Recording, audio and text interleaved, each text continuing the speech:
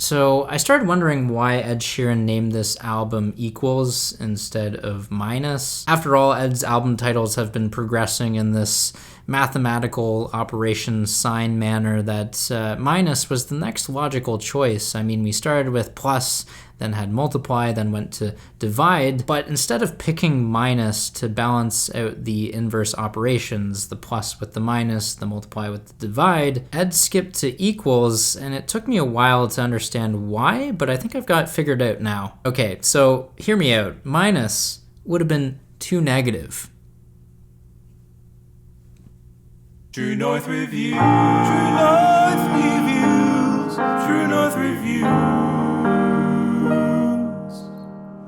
Hey there, welcome to True North Reviews. My name is Ryan, and today we are discussing the Ed Sheeran album Equals. This is the return of singer-songwriter and pop superstar Ed Sheeran, technically the first solo release that we've gotten from him since 2017's Divide. Of course, if we skip over the number 6 collaborations project, and believe me, I'm happy if we do, that makes Equals the fourth album in Ed's catalog. Now, this record, in comparison to Ed's previous work, comes with a few notable changes to the sound. A big change in particular I noticed is Ed's voice. Like wrinkles on skin, I think a lot of people don't realize how much voices can change and age over time. It felt like when Bad Habits first came out, the lead single for this project, the vocals from Ed on that one were a surprise, and it's not like he was sounding his normal self. Granted, I don't know how much vocal production went into this track, and I'm not saying that Ed's performance is poor,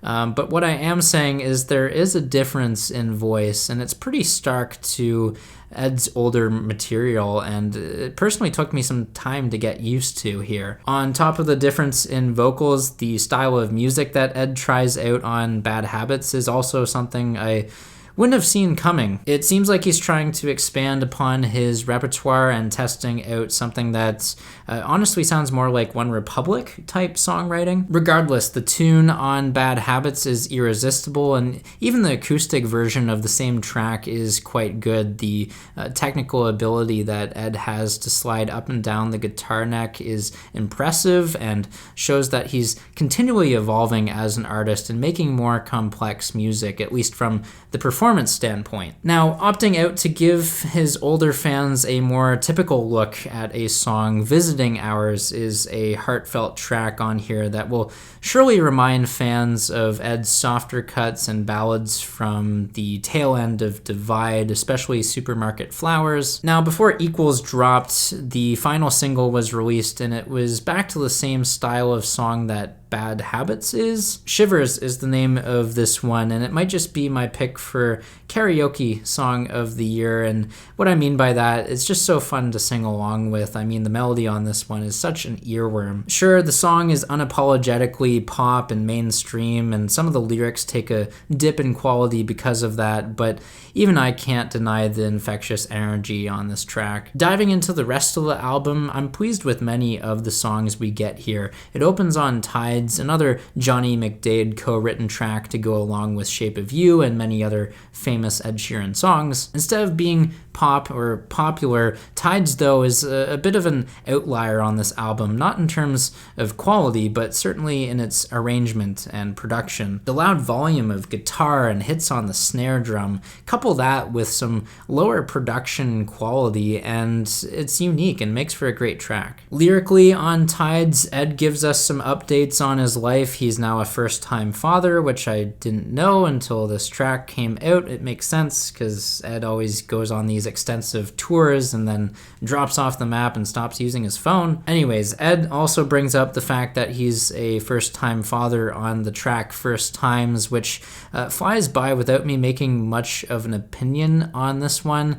It's one of the more acoustic songs that is insignificant in the bigger picture. That is unlike Joker and the Queen. That track there, it feels weird not to say Joker and the Thief, but Ed on this track sounds like a matured songwriter since becoming a father. Obviously, that was to be expected. But yeah, this track features a beautiful piano and string arrangement. It's not too far off from something that Laura Marling would write. Tie in some playing card metaphors and analogies, and you've got a good song in the making. Another one of those good songs in the making, or what's already been made, Overpass Graffiti. This is along the same lines as Bad Habits or Shivers, the same kind of style of song.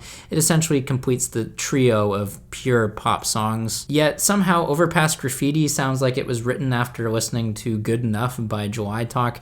An obscure reference, I know, but I think it's a pretty good compliment I can give Ed, knowing that he balances out some of the pop with alternative elements to this song. Unfortunately, I can't say all good things about this album. The track Collide in particular has a chorus with this squawking noise that is very cheap sounding and looped repeatedly. It's very annoying. Not as annoying as the track Sandman, however, which took me all of 2 seconds in runtime to figure out this song was going to be trash. This track has this cutesy island vibe to it. There's also what sounds like a music box, you know, the ones that have the spinning ballerina. Either way, it's an awful song. It just makes me think of a poorly put together Jason Mraz cut, a very bad one at that. To make matters worse, Sandman just makes me pray for the endless album, and of course it has to be the longest song to sit through, but the instrumentation is enough for me to skip.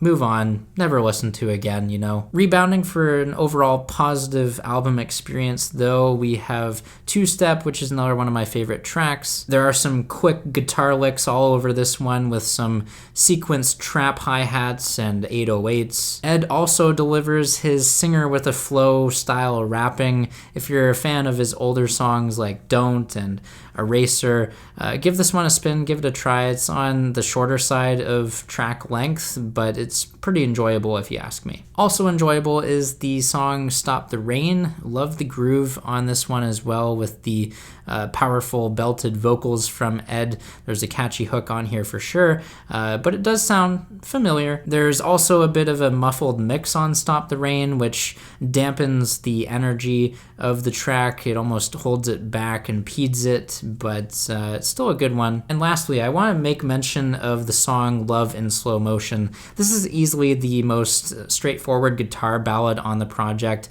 It's also what we've come accustomed to from Ed at this point.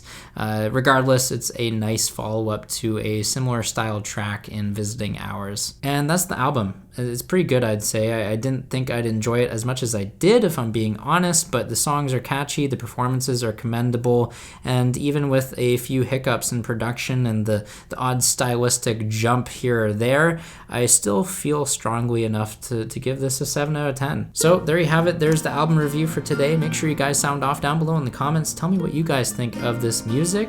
If you agree or disagree, I'm here to engage with you guys. If you'd like to leave a like, subscribe if you're new in town, I'd appreciate that. As always, thanks for watching and have a rockin' day.